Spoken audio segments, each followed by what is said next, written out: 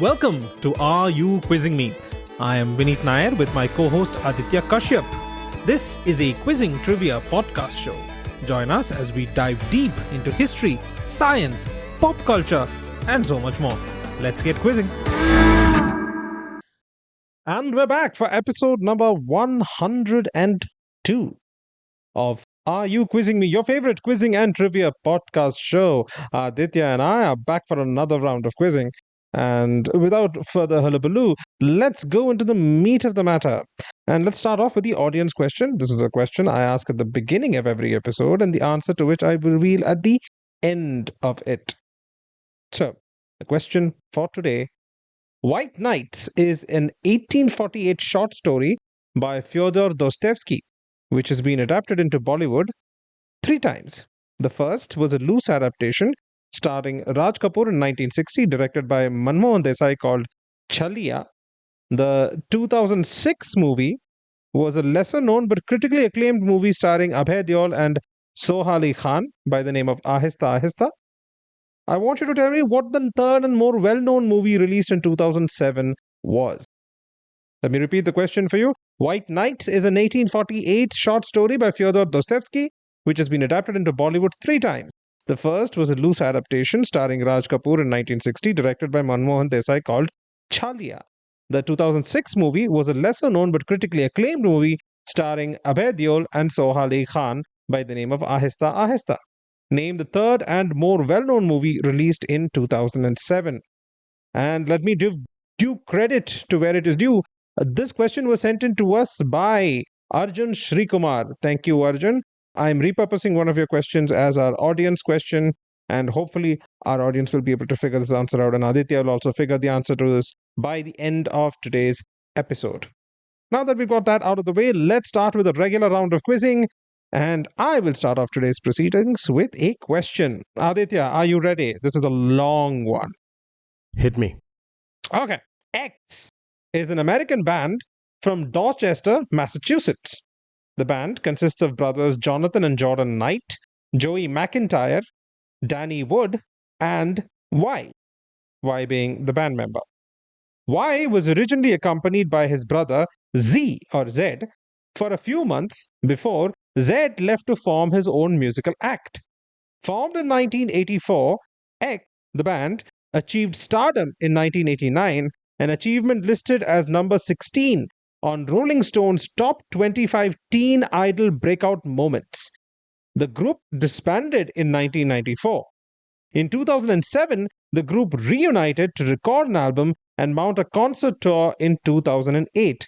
Since then, the group has released 2 more studio albums and have continued to tour.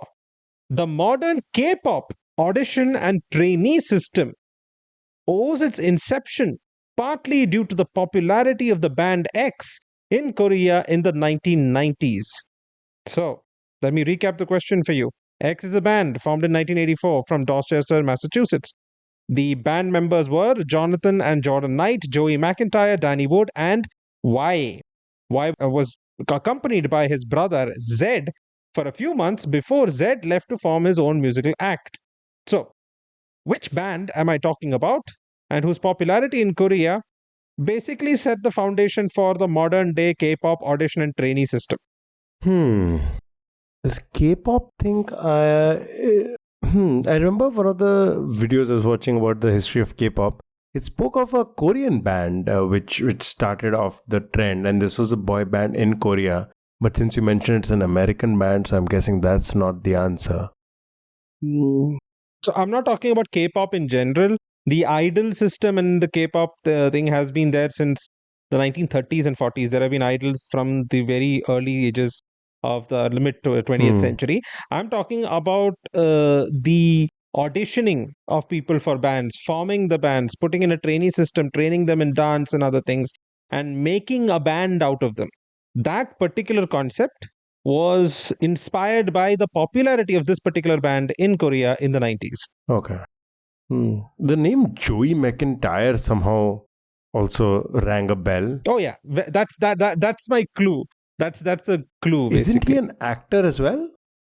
Yeah, he has acted, but not too much. I think mostly he's had how do I put this, guest roles in sitcoms and other thing. He was a guest star in Psych, one of my favorite shows, which I've mentioned many a time on this podcast. But yeah. Okay, interesting. Because I thought that was probably a lead-in, but I can't picture this person, so I. Yeah, that is a giveaway if you know I mean, like if you know Joey McIntyre really well, the answer is obvious, and then everything else just kind of falls into place. That's why I debated on whether to keep that in, but then I was like, there's no point in asking you to guess Joey McIntyre. So I kept in Joey McIntyre and I left out somebody who you would know better. I am currently a little lost. Boy band which disbanded by the 1994, you said. Yes. Since you grew up also in the Middle East, I would say that this band was very, very popular among the youth. And they, like, if you remember, Khalid Times had this youth magazine called Young Times. Yeah. Yeah. Young Times, there were so many posters of this band on Young Times. And when they were like in their peak, every kind of issue had something or the other to do with this particular band. Okay. There was something they would mention. Very popular. Yeah. I'll give you one more clue. This is a giveaway. Have you heard the song Summer Girls by the band LFO? I think so. Yeah. Summer Girl sounds familiar. Yeah. Okay. This band's name is literally the first set of words in the Summer Girls. The song Summer Girls starts with the name of this band. No, I don't remember that song that well.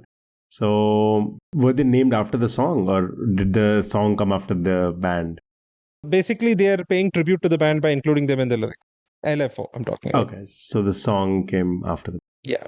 Because again, 1994, and all the boy bands I can think of, like your Backstreet Boys, NSYNC, Westlife, which all disbanded also. All of them came way after this. These guys were the OG. The OG before your Backstreet Boys. I'm perhaps a victim of my age right now, because those are the boy bands that I remember. You know, I'm a little, I mean, not by a little, I mean a lot older than you. So then I remember this band at their heyday. Interesting. Like they were disbanding by the time I started actually absorbing popular culture. But I mean, like, you know, the Middle East in the 90s, we were still catching up with the 80s for a lot of the early 90s. So this was still playing on the radio stations. They were still popular. Records were still available. Interesting. Okay. Let's ask you for another hint, Vineet. Give me one more hint, maybe. Okay, so another hint I can give you is who I'm talking about. Y and Z currently are known more or known less for their musical talent nowadays and are known more for their acting talent. Okay. Yeah. Y especially has been part of a very, very popular movie franchise. Why is the brother who left, or why is the brother who stayed? No. Why is the person who's in the band, who's still in the band, basically. Now, even after they came back together, he's still in the band. And he was in a movie franchise. Oh, yeah. Very, very popular movie franchise. Giving me the name of the franchise would be a giveaway. Maybe. He's in, let me just say, he's in 3 of the movies in that franchise. Okay, that's He's in 3 of the movies. Tough one. And he's also part of I think it ran for 14 seasons. There was a very, very popular TV drama which ran for 14 seasons. And he was part of that as well. Actor. Oh. And you said his brother is an actor as well. Oh, yes. Z is an actor as well. 2 brothers who are actors. Z actually became famous as a model and a singer. But now the current generation wouldn't even remember that he used to be a rapper. Oh, okay. That always sounds like Will Smith to me, but Will Smith does not have a brother. Mm-hmm. The other brothers I can think of, the Wilsons, but I don't think either of them ever had a singing career. I don't think Owen Wilson with his nasal voice would. Well, he would be a very distinctive singer, but not.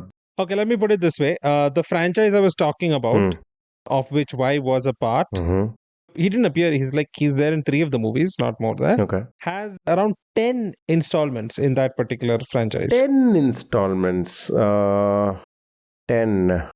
And that's not like not spin-offs and stuff, like proper 10 installments in that. Yes, proper 10. Proper 10. The Okay. name is there. Like the name of the franchise is there in every one of those. Interesting. So there are very few like that. There is the Fast and the Furious. There are some horror Mhm. franchises which have had that.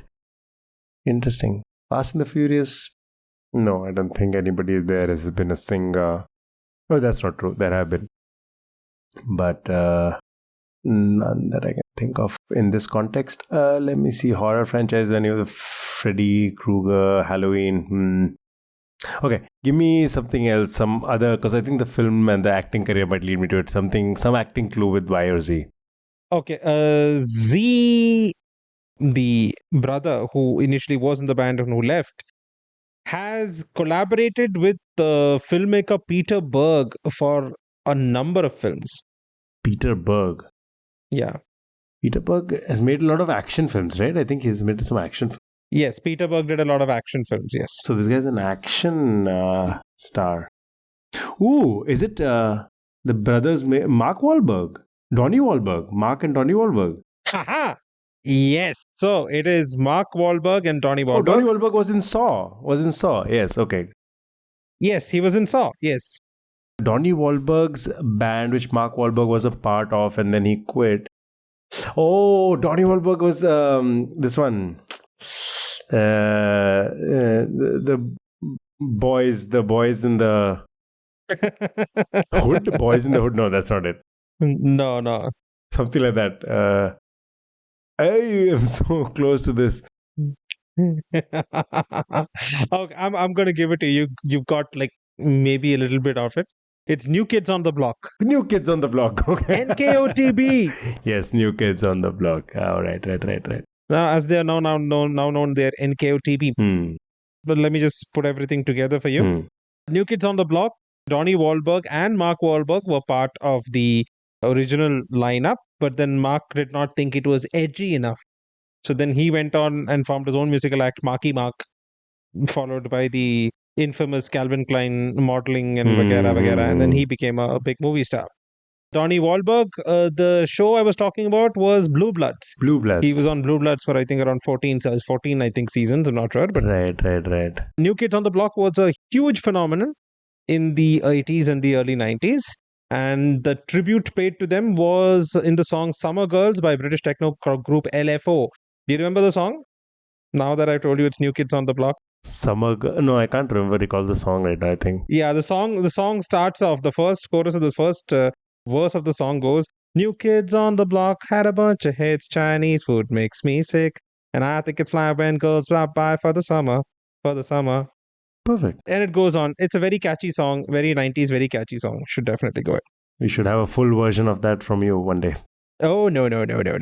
Okay, just another piece of trivia. The Commonwealth of Massachusetts, particularly former Massachusetts Governor Michael Dukakis, declared April 24th, 1989 as New Kids on the Block Day.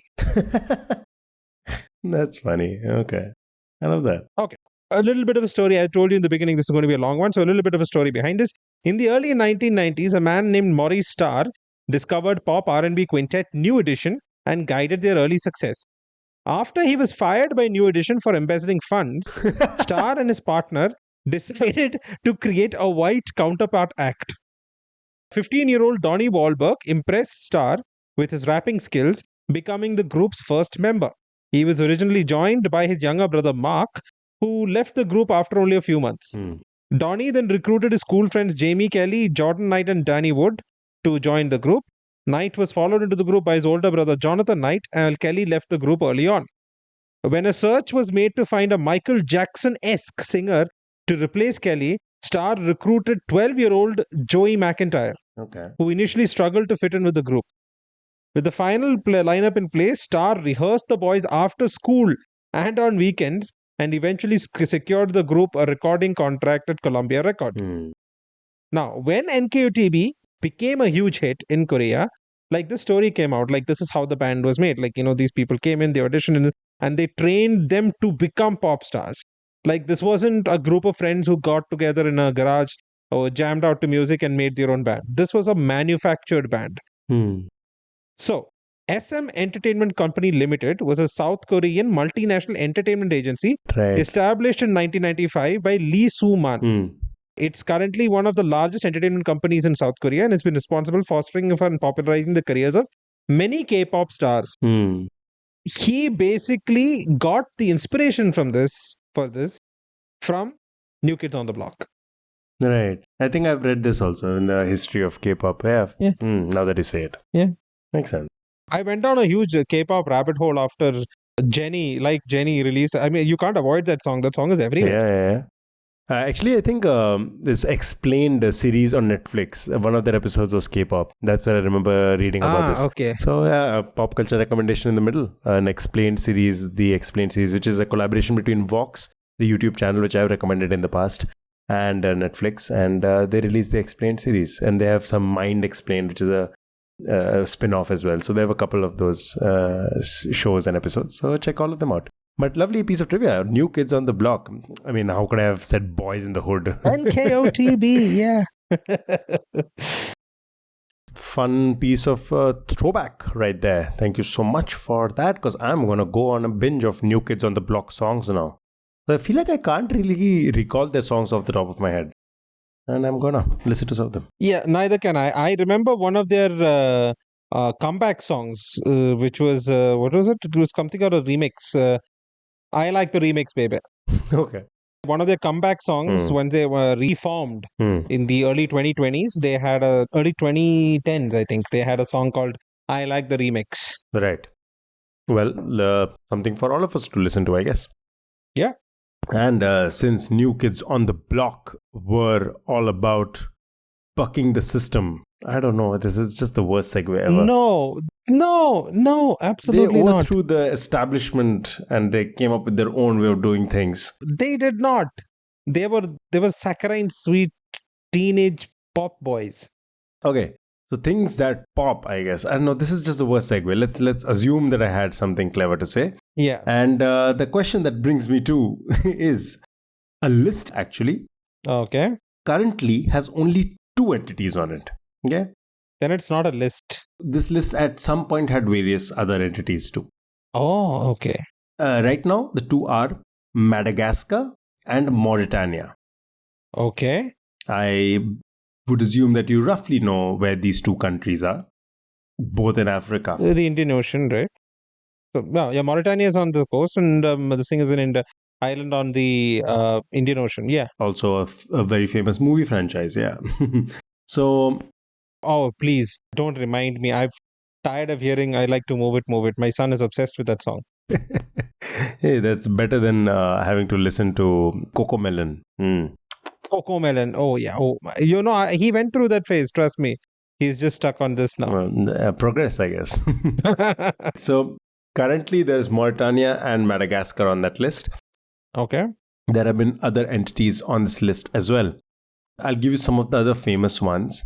There was the United Kingdom at some point, Switzerland, then Siam, now Thailand. Portugal was on it at some point. Poland was on it as well. The Ottoman Empire, Japan, Iran. India was actually on it as well. Yeah. France. Okay. So quite a few countries, empires, various aggregations of land, I guess, at various points of time. Do you want to tell me what is the thing that connects, or what this list is of, that today only contains 2 countries, Mauritania and Madagascar?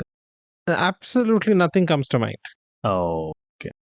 I know that Madagascar was a Portuguese colony at one point. You told me that Portugal was also on the list. Mm-hmm.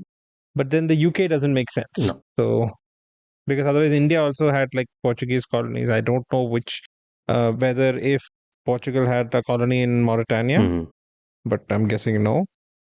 No. So in this case, that's not what we're looking at. So this is a tough question at the outset, but my 2 following hints might lead you to it. So my first hint is another entity on this list was the Eurozone, and the Eurozone was on it for a brief while before certain laws or let's say certain processes came into place or were established in the Eurozone. So for a brief while from its establishment till certain things were solidified, Eurozone was on this list as well. Okay. Mhm. Uh, I don't something. Oh, I'm completely clueless here. Okay. Doesn't also help that I'm not exactly sure what the Eurozone is. Interesting. So, do you know what the difference between the EU is, the Schengen is, and the Eurozone is? Oh yeah, no, no, not really. I know the Schengen's there's a Schengen visa, Uh-huh.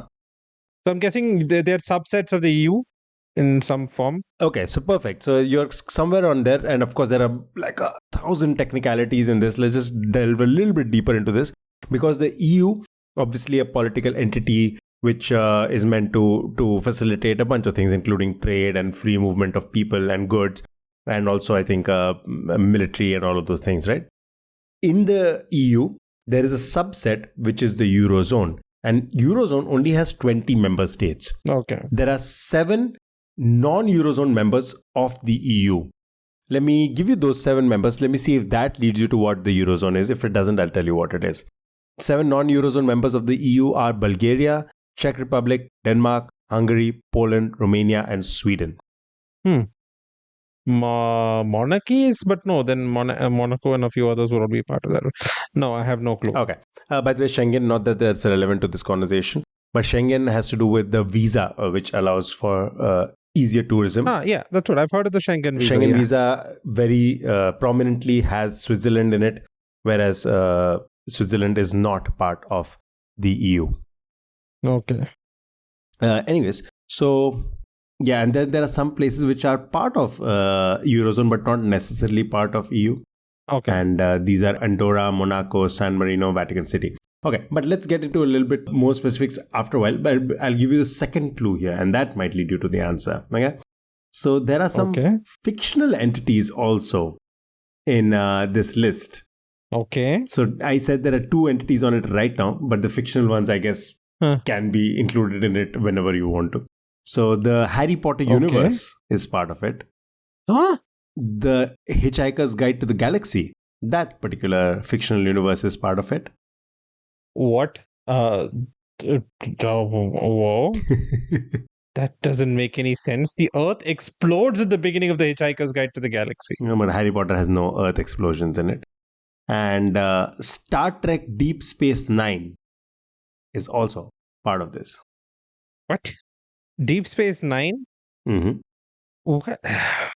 This is a very weird list, and you have a history of making very weird lists, but I don't think there's been a weirder one ever. This is just wow. I have no clue. Okay. Absolutely whatsoever. Coming back to Eurozone, which should hopefully lead you to the answer.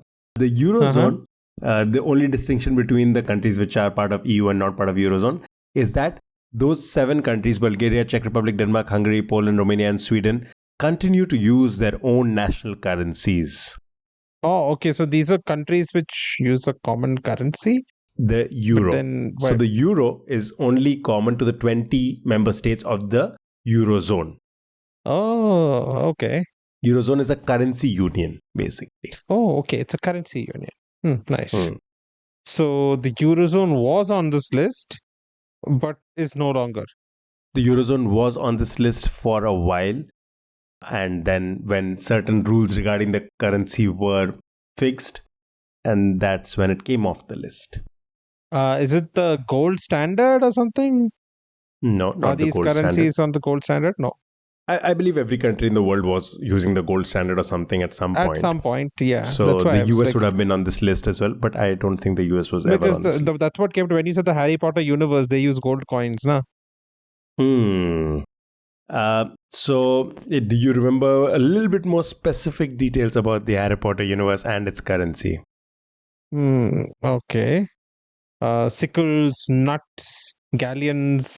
Yeah. And there's absolutely no sense as to how things, like, it always bugged me. Their currency consisted of gold coins, but Hermione's parents were able to afford everything.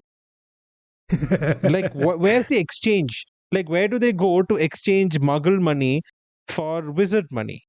Yeah, there must be some Ministry of Magic department which does just that, and which is ridiculous because they could probably magic up any amount of currency they wanted to. Exactly, yeah. So, But No, but those don't okay. last, right? I think it's there in the fourth book, the one with the Quidditch World Cup. They're disappearing gold coins, but I meant they could magic up dollar notes. I guess that sounds in the realm of possibility Yeah, for no, but I magic. don't think they would be able to have the consistency to create like proper dollar notes because everything in the Wizarding World is really weird, right? No, we have Yeah, digressed quite a bit. we have digressed, but you were close when you mentioned the galleon, the sickles, and the nuts. Okay, Hmm. that's silver and bronze. Nuts are bronze. Galleons were gold. Sickles were silver. What? I don't know, man. What you said? Deep Space Nine. Deep Space Nine, yes, Star Trek Deep Space Nine also has this.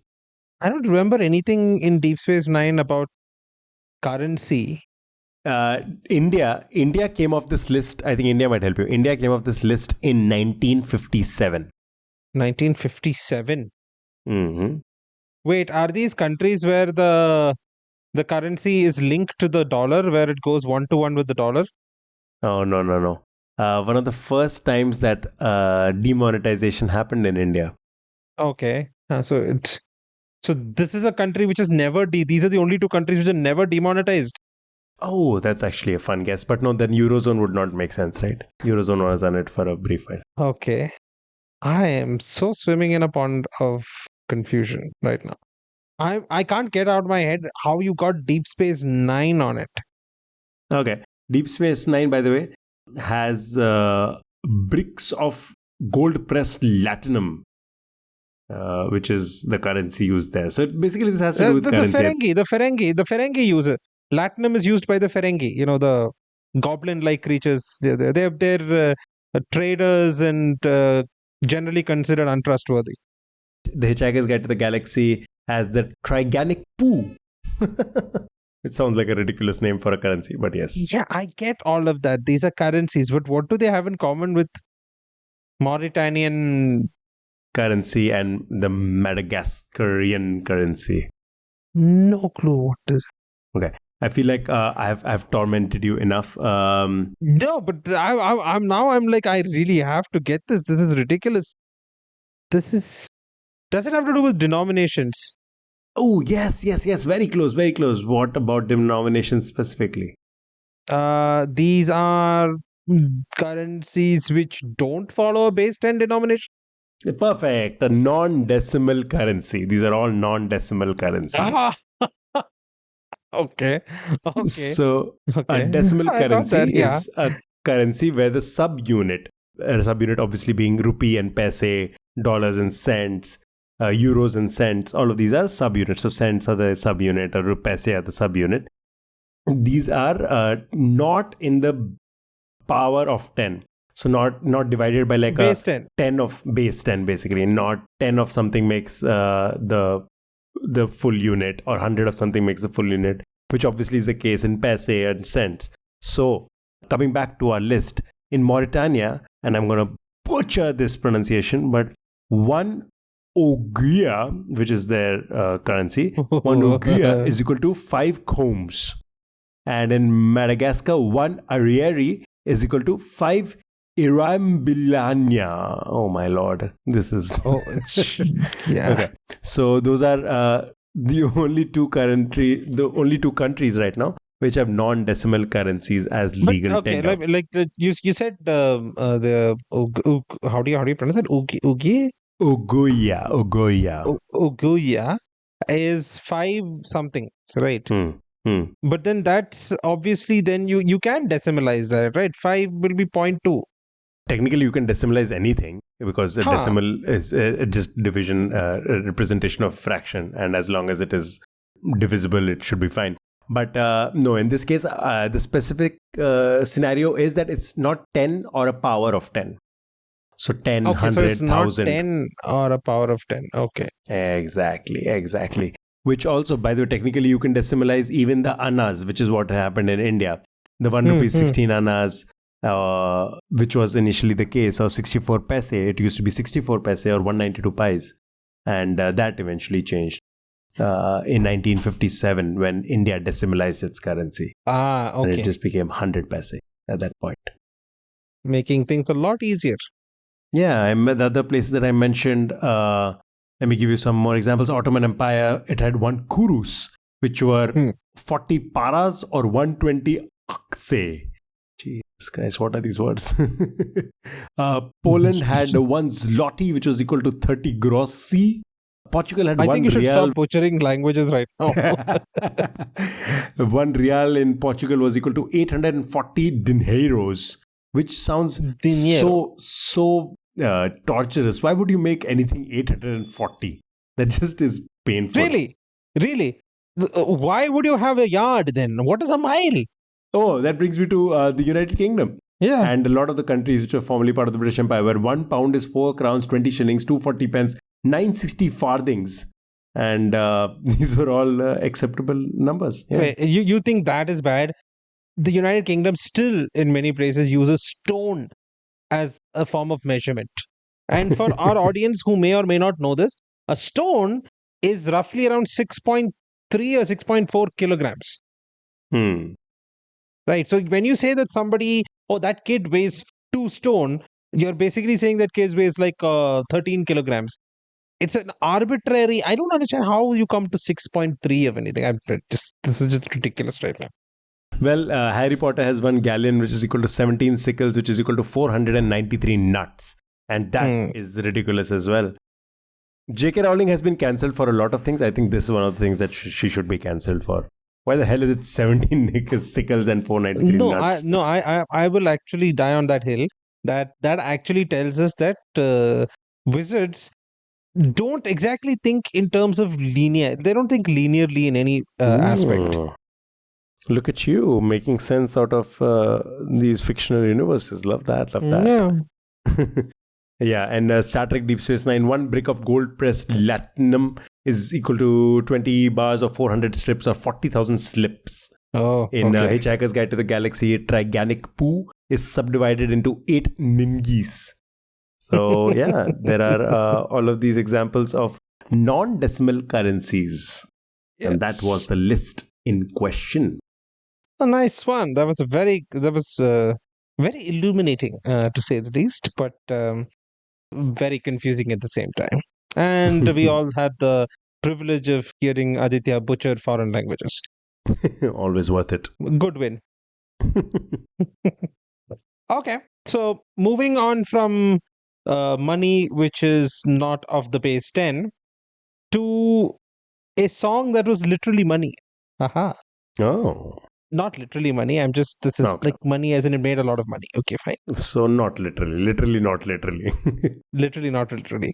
On June 18th, 1976, a now famous Europop song saw its first live performance when it was televised during a gala in honor of Carl XVI Gustav. Not Carl Gustav the 16th, Carl XVI Gustav, and his soon to be bride, Sylvia Sommerlath, who were married the next day. What is the title of this song? Sorry, when was this? This was in 18th June 1976. Oh, wow. 1976. So, for those who don't know, Carl XVI Gustav is the king of Sweden. Oh, yeah, I did not know that. Yeah, so he's the king of Sweden, and he was just about to marry Sylvia Sommerlath. Okay. This is in the 1970s, right? 70s Europop song sung in the honor of Carl XVI Gustav, the 16th Gustav, who was a Carl. Was the song created in honor of the No, royal wedding? it was not created in honor, but it was performed in honor of the soon-to-be bride and groom. Got it. And it's a very apt name. Ooh, a lot of love songs would fit the bill. The 70s. Yes. Is Rolling Stones is not the soundtrack of the 70s, right? Most of us live 60s, but I forgive you. But again, I would stress certain aspects of this question, and hopefully you can get to the answer. I would stress that Carl XVI Gustav is the king of Sweden. Sweden. Oh, that means Yes. ABBA. Aha. Okay. Dancing Queen. This would have to be Dancing Queen. Very good. Very good. Yes, it is Dancing Queen. So yeah, it Love was that. performed live for the first time in a gala in honor of Carl 16 Gustav and his soon-to-be bride Silvia Sommerlath, who would then become the Queen of Sweden the very next day. Hmm. And this song is very aptly Dancing Queen. Nice. Well done. Very cool. Very cool. Now it's your turn to stump me. Okay. Since we were talking about the 70s, this is something that started in 1960, well, 8, but sure, close enough to the 70s. Do you know the director whose career started in 1968 with the film Fade In? And the most latest entry in his filmography is Anatar in 2023. So the first film was Fade In 1968 and Anatar in 2023. Okay. Anatar. I have no clue. Never heard of that movie. Okay. Fade In, not heard of that either. Are these movies which are like very famous for some reason? Let me give you some more clues then. There is Okay. a Meet Joe Black, The Insider, Heat, Joe Black. Why? Okay. No, keep going, keep going. Scent of a Woman. Okay. These are movies on this particular director's list. Why do I know this? These names all belong on a list. I know this for some reason. Give me a few more. Give me a few more. Okay, so I gave you the first and the most recent film. So first one was Fade In 1968, and the most recent one was Anatar in 2023. Both of them probably not the more famous examples in this filmography. So let me give you the more famous examples in this filmography. There is Dune, the 1984 version, so not the recent version, obviously. There is Heat, the 1995 version. There is Meet Joe Black. There is The Insider. Who is the director of these films? No, I know for a fact that Dune was directed by David Lynch, very famously directed by David Lynch, and Heat, damn you and damn you to hell, was directed by the great Michael Mann. So whoever you're talking about, this is definitely not Michael Mann, because it's not David Lynch. I know for a fact that this is Michael Mann and David Lynch. Okay, but these are movies in the filmography of this director, Vineet. I don't know what to tell you. No, I reject your reality and substitute my own. I guess we'll just have to agree to disagree. But in this case, I am right, and I will have to point out that you are also right, but in a twisted roundabout way, I am more right, or I'm differently right. No. Alternate facts. See, this just because Trump is president doesn't give you the right to, just say whatever you want. Apparently it does. I know for a fact. Wait, The Insider was also Michael Mann. What are you talking about? The Insider, the 1999 version is Michael Mann, yeah? Yeah, it's Michael Mann. It's a thing with Russell Crowe and Al Pacino movie. Yeah, but no, it's not. What are you talking about? It's not.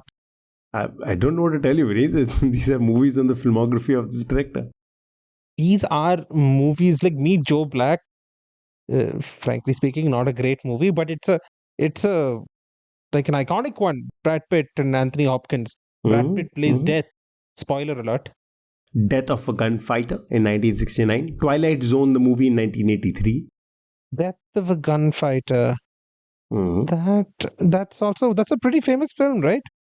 I don't know who directed Death of a Gunfighter, but dude, I really don't know what you're asking me, because all the movies that you mentioned, I know for a fact are not directed by the same person. Okay.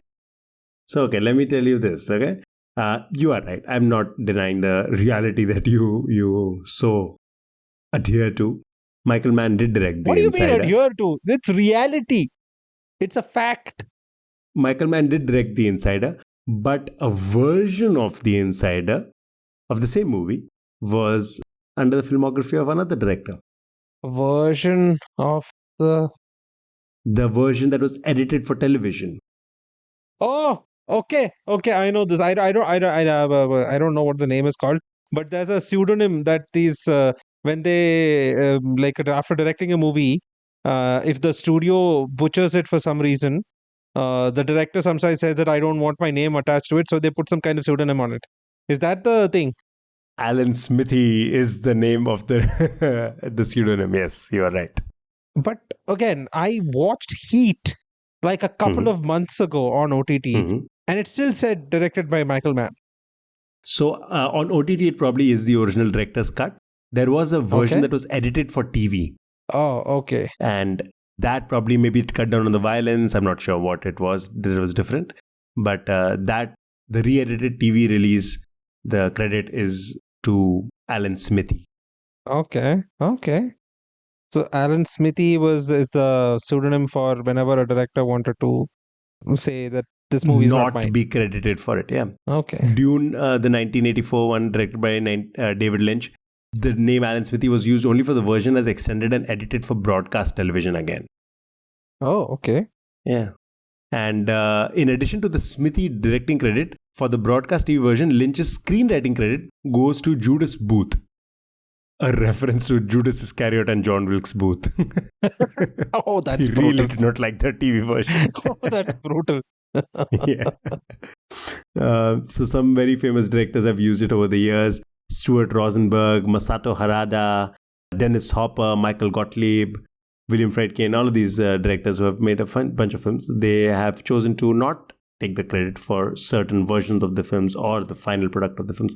Now, interestingly, the first time this was used because before 1968, the DGA rules prohibited, the Directors Guild of America rules prohibited from a director using any other name or using a pseudonym. Mm.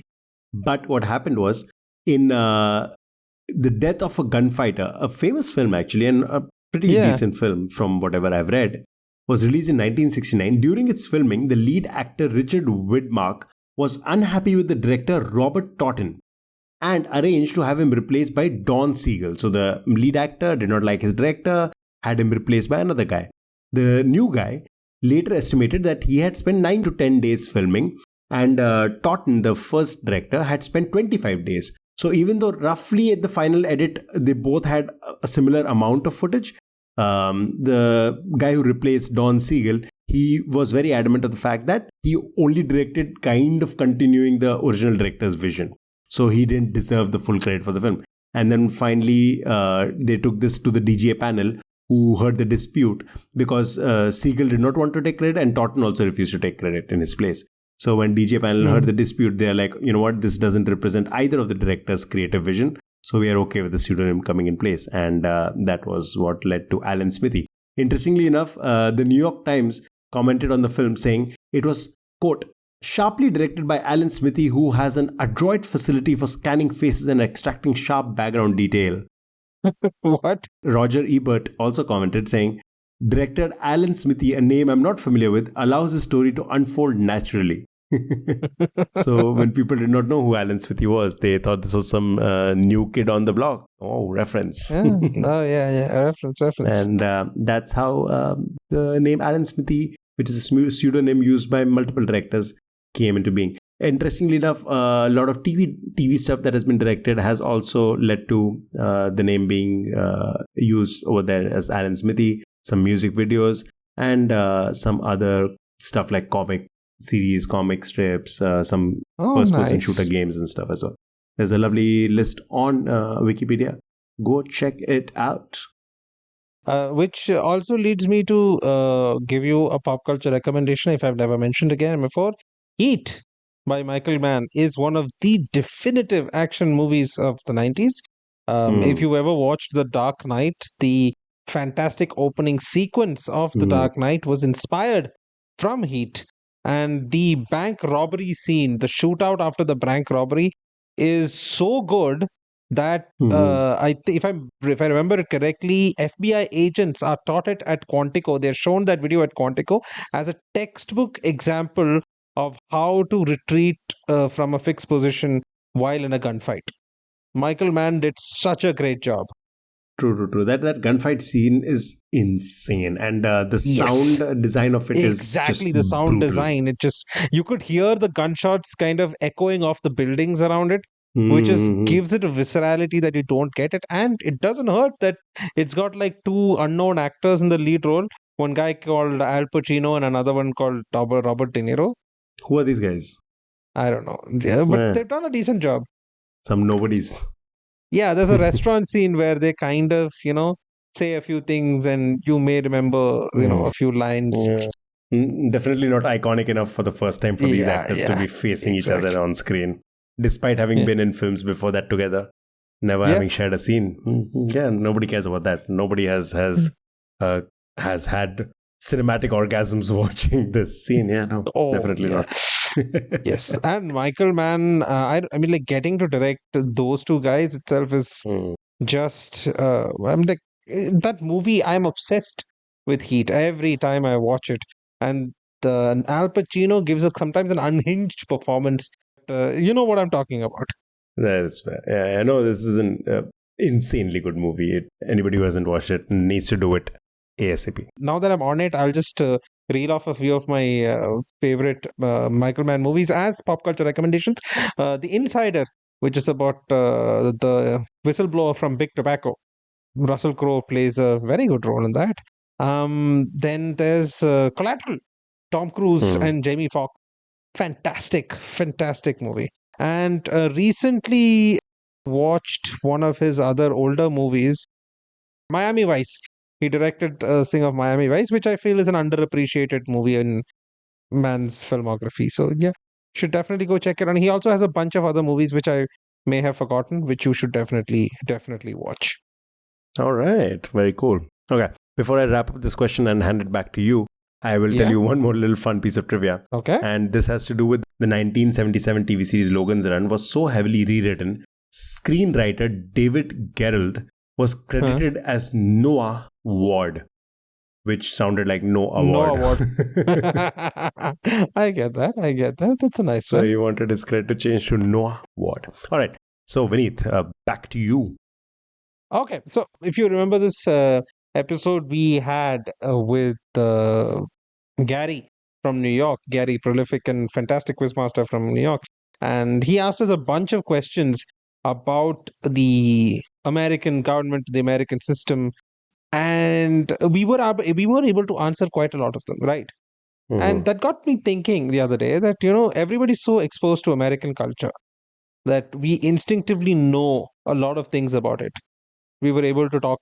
I think if you go back and listen to that episode, dear listeners, you'll listen to us rattle off the lines of succession if the president of the United States was incapacitated for some reason. But all of that is so true. And I was just wondering, how much do we really know about other countries? Like the UK ruled us for a good 90 something years, right? 90, more than that. I mean, technically, yeah, under the crown we were for a short, The but not Crown, 90. it was post 1857. Before that, it was a Right. company. We were literally a corporate asset. Hmm. We came under the Queen and the government of the UK after the 1857. Revolt, yeah. So, coming back to that, simple question. In the UK government, Mhm. what are the four great offices of state? Oh, this is an actual term, the four great offices of state. Yes. Okay. Let's see. I'm going to start with the Prime Minister. Oh, very good.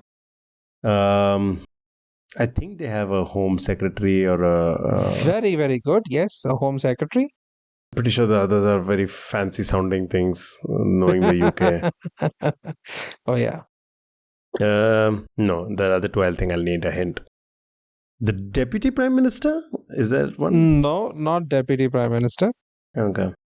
Then I need a hint. Think about what Shankar does for us. That's a giveaway clue, but International affairs? Something to do with the... no. So what would be the English term? Oh Lord, what is it called? Is it the Foreign Secretary? Foreign Minister? Yes, Okay, a foreign okay. secretary. Yes. So you've got three of those, right? Like you've got the prime minister, you've got the foreign secretary, you've got the home secretary. Hmm. So, which is the fourth? Oof. Hmm. Okay, I'm just going to take a wild guess. Finance minister? What is the English term? Oh, this is what I meant. They probably have some fancy name for this, don't they? The banking lord. No, no. Technically, they are the second Lord of the Treasury, which is the Okay. concurrent government office, but that's not the primary office. Okay.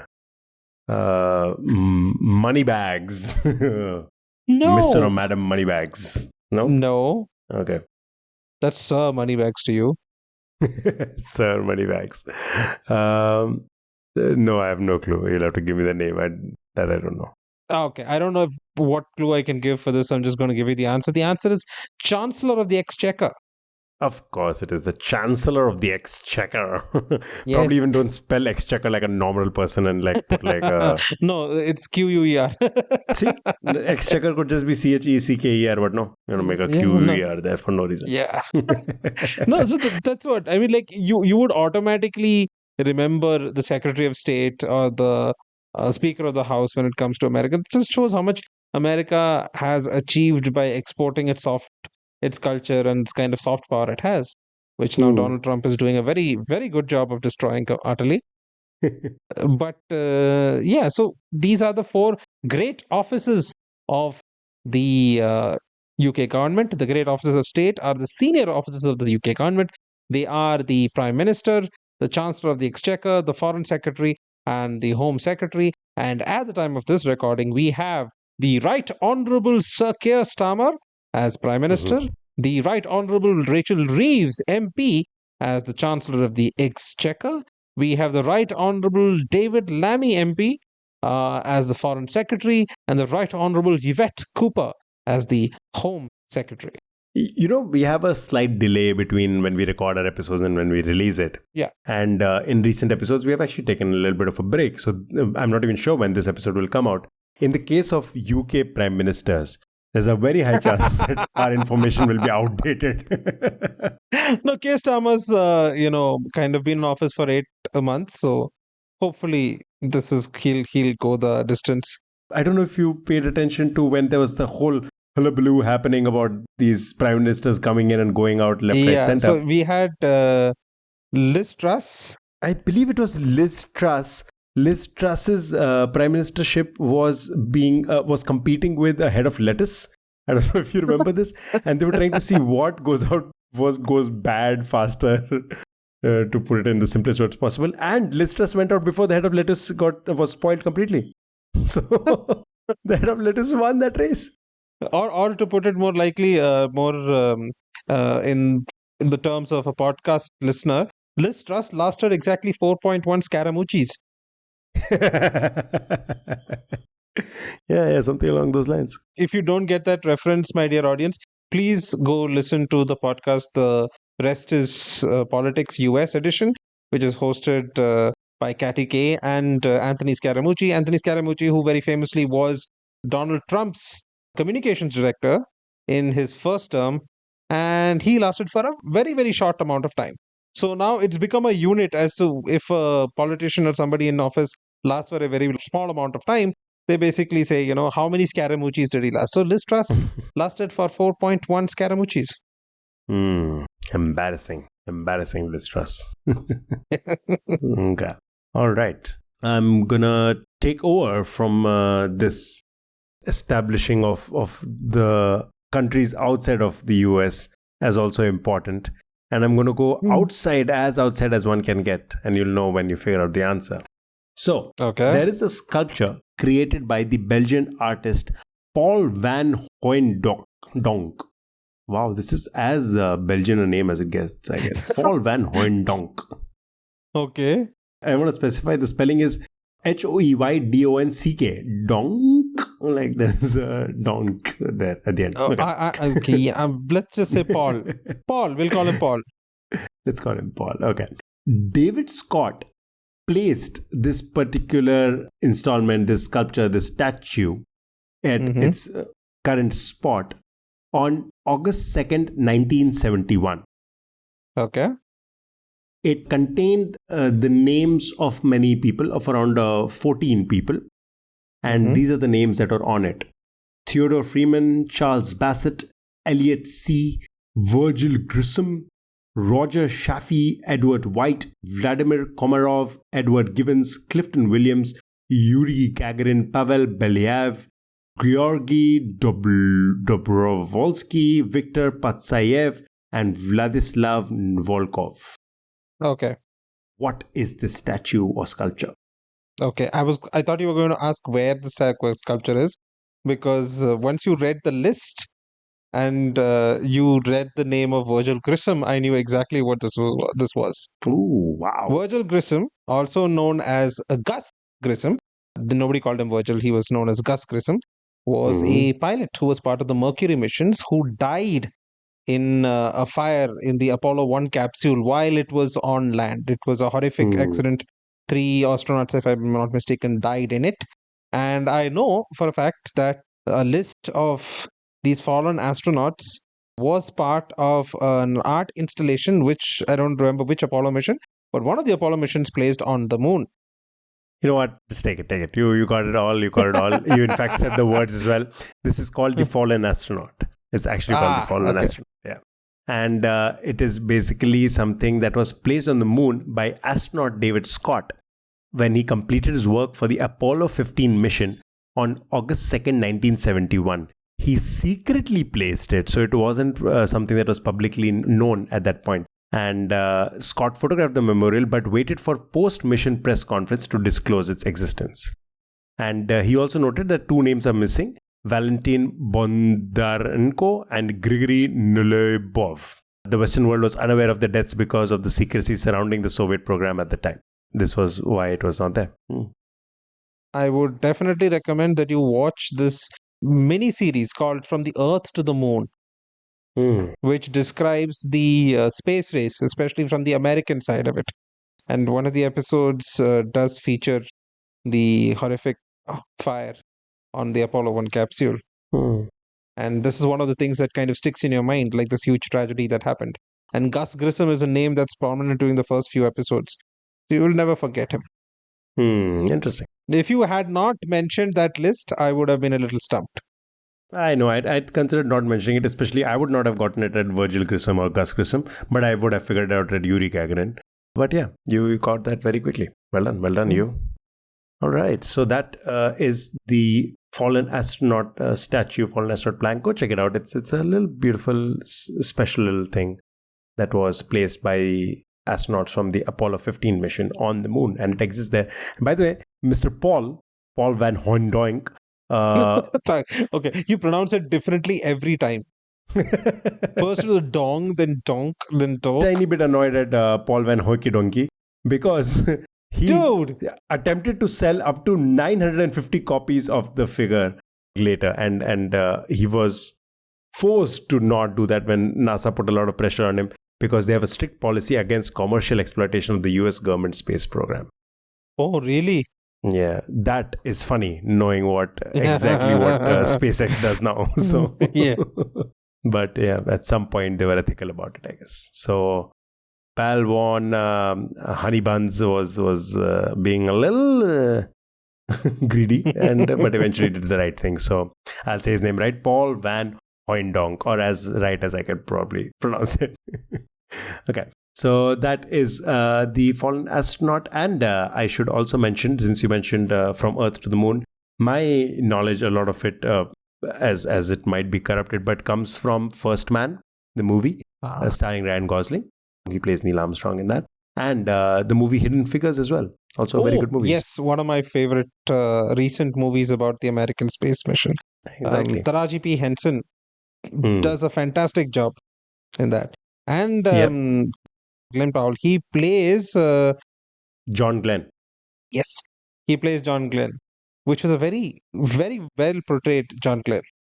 I actually really liked Jim Parsons in that movie as well, in a rather negative role. Yeah, quite anti-Sheldon. Yeah, exactly. I enjoyed seeing that version of Jim Parsons. So that has some movie recommendations and a fun little piece of trivia. I think that's all the time we have for today's episode. let's start winding up. And let me first ask this question, which I'd asked for the audience. This question, let me remind again, was sent to us by Arjun Srikumar. Thank you, Arjun. The question is White Nights is an 1848 short story by Fyodor Dostoevsky, which is adapted into Bollywood three times. The first was an adaptation by Raj Kapoor in 1960, directed by Manmohan Desai called Chalia. The second was a 2006 movie starring Abhay Deol and Sonali Khan by the name Ahista Ahista, which is the third and more well known movie released in 2007. This has to be White Knights, which is Savaria. Oh, very good, very good. Mm. Yes. So the answer is Savaria. If you did not know, it was based off a Dostoevsky short story called White Nights. Mm. And famously, I think the dance or ballet version of it featured Mikhail Baryshnikov Mm. when he was in Russia before he defected. So, Interesting, interesting. so what are your pop culture recommendations, Aditya? You've already mentioned, we both mentioned quite a few, but So I'm just going to recap those for our listeners. The first one I mentioned was the Explained series on Netflix, which is a collaboration between Vox, a YouTube channel I've recommended, and Netflix. So check out the Explained series. They have a few spin-offs as well. I believe Vineet recommended some Michael Mann movies, including Heat, yes. The Insider, and a bunch of others. So go check out all of his filmography.